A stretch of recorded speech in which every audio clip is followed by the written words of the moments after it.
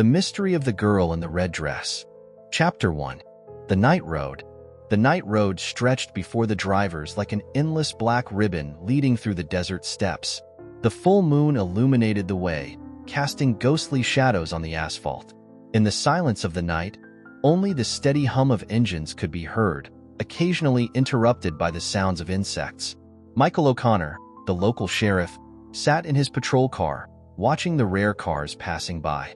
He knew this road like the back of his hand and was aware of all the stories associated with it. However, recently the rumors about the ghost of a girl in a red dress appearing on the highway had become too frequent to ignore. Meanwhile, Thomas Harper, a young and inexperienced driver, was driving on the same road, returning home after a late shift. He was listening to music, trying not to fall asleep at the wheel. But suddenly, his attention was drawn to a movement at the roadside. In the beam of his headlights appeared the figure of a girl in a red dress. Thomas slammed on the brakes, causing his car to skid. His heart pounded as he saw her face, pale, with eyes full of sorrow and longing. In a panic, he tried to swerve, but the car lost control and rolled off the road, flipping several times before coming to a stop in a ditch. Another driver, passing by, noticed the accident and stopped to help.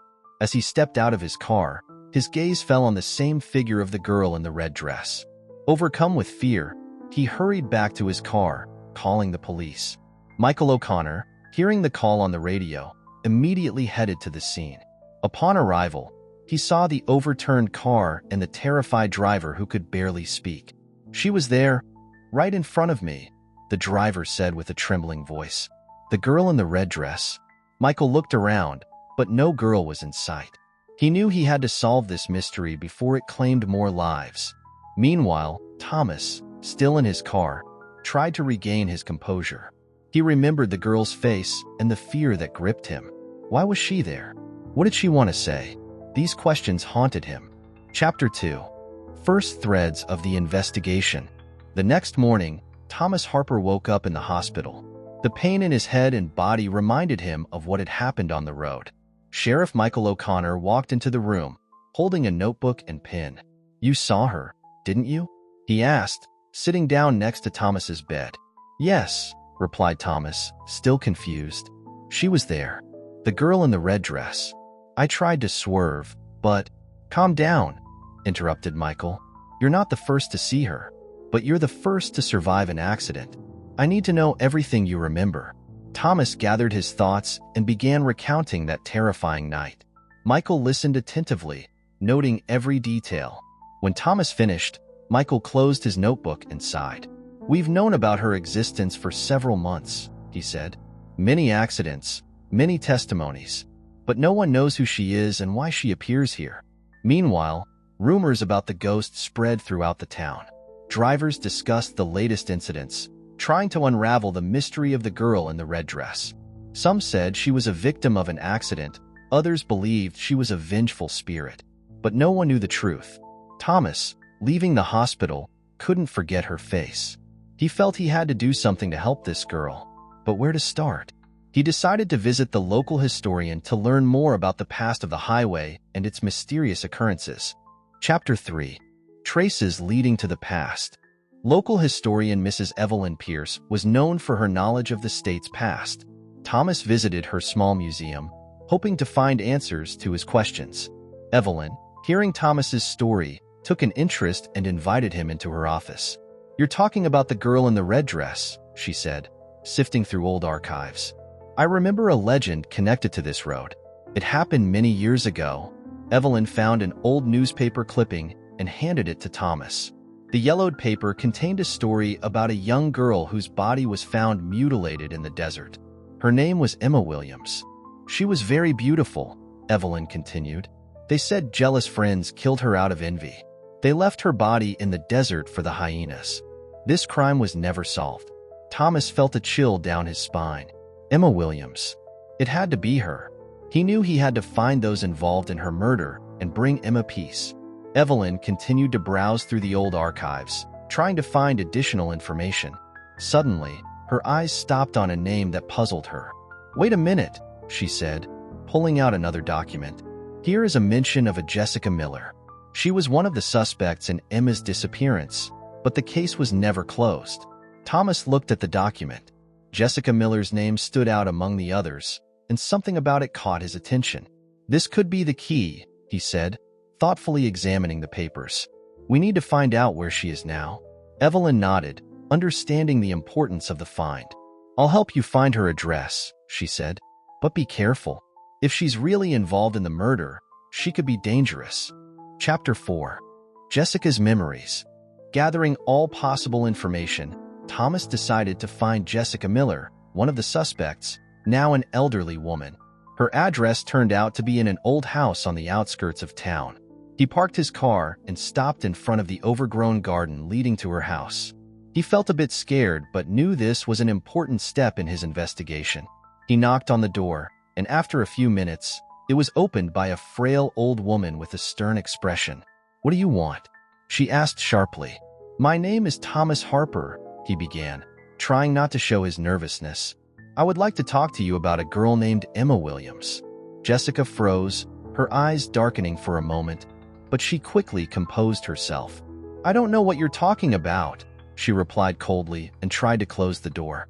Thomas, realizing his only chance for success was to be persistent, placed his foot in the door. "Please, listen to me," he said. "I know you know something. Emma's ghost appears on the road, and people are suffering. I want to help her find peace." Jessica looked at him with obvious irritation, but something in his words made her hesitate. She sighed and, slightly opening the door, nodded in agreement. "All right, come in," she said, opening the door wider.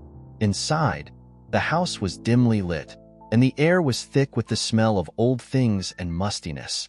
Jessica invited him into the living room, where they sat opposite each other. "So, what do you want to know?" she asked, not looking him in the eyes. "Everything you know about Emma Williams and what happened many years ago," replied Thomas. Jessica rolled her eyes and sighed. "That was so long ago. Why does it matter to you?" Thomas realized he couldn't push too hard immediately and decided to take a different approach. "Ms. Miller, I understand it's an old story, but it's not over. Emma's ghost is seeking peace, and until the truth comes out, no one can live peacefully." Jessica was silent for a long time, then stood and approached the window.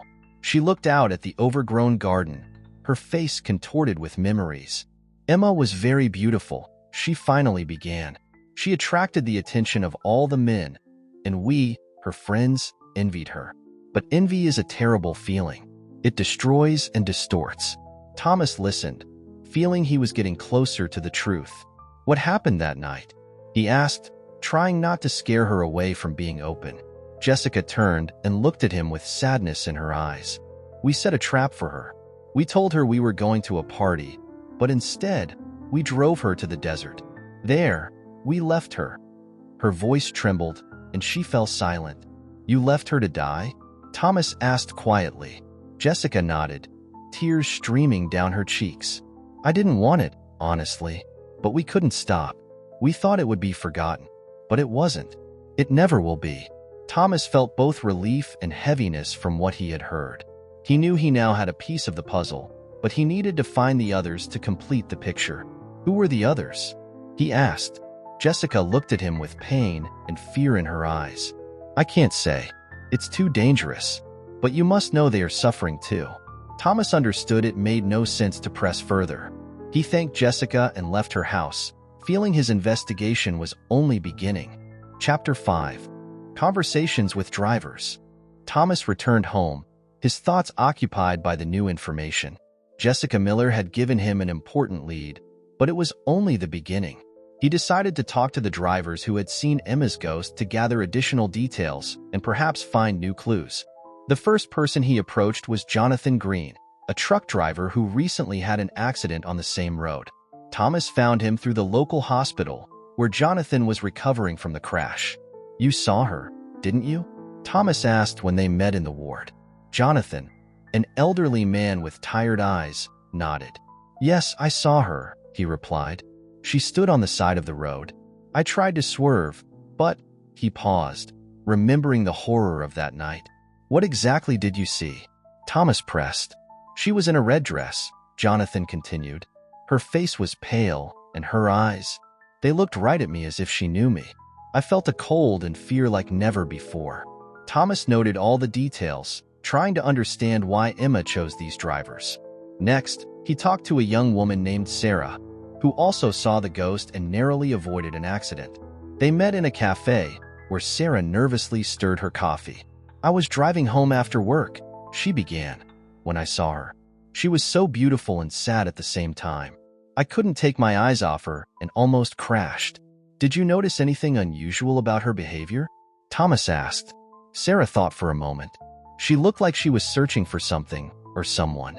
Maybe she's trying to find those who hurt her? These words made Thomas think. Perhaps Emma was indeed searching for her killers, and each time she appeared, she was trying to find answers. Chapter 6. The Arrival of Michael O'Connor. Thomas's investigation attracted the attention of the local sheriff, Michael O'Connor. He contacted Thomas to discuss his findings and offer his help. "I heard you're gathering information about the ghost," Michael said when they met in his office. "I have some cases that might interest you." Michael handed Thomas several folders with reports of accidents and driver testimonies.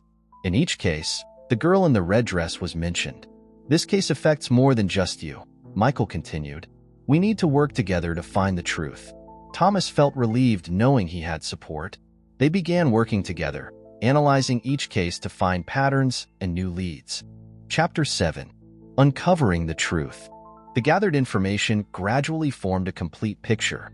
Thomas and Michael discovered that all the drivers who had seen the ghost had one common trait: a clear conscience.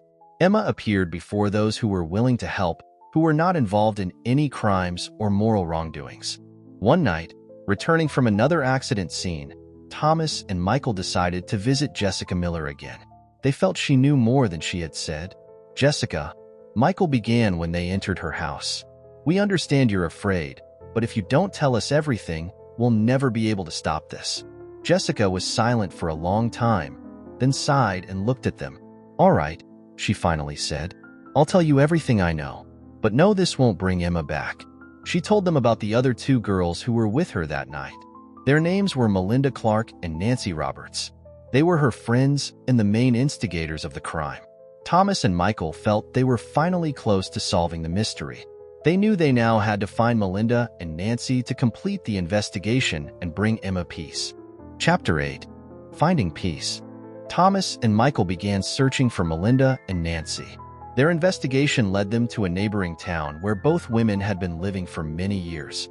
They found Melinda in a small house on the outskirts of town. She was older and wiser than before, but her eyes still held the shadow of the past. "I know why you're here," she said when Thomas and Michael entered her house. "Emma has never left us. We're all suffering from this curse. We need you to tell the whole truth," Michael replied. "It's the only way to end this." Melinda recounted that night, the jealousy and anger that drove them to commit the heinous act. She and Nancy were the main instigators, with Jessica merely following their lead. Thomas and Michael knew they now had all the pieces of the puzzle. They returned to Jessica and suggested they visit the place where Emma was killed together. They arrived at the spot where Emma had been left to die. There, they held a small ceremony to honor her memory and ask for forgiveness.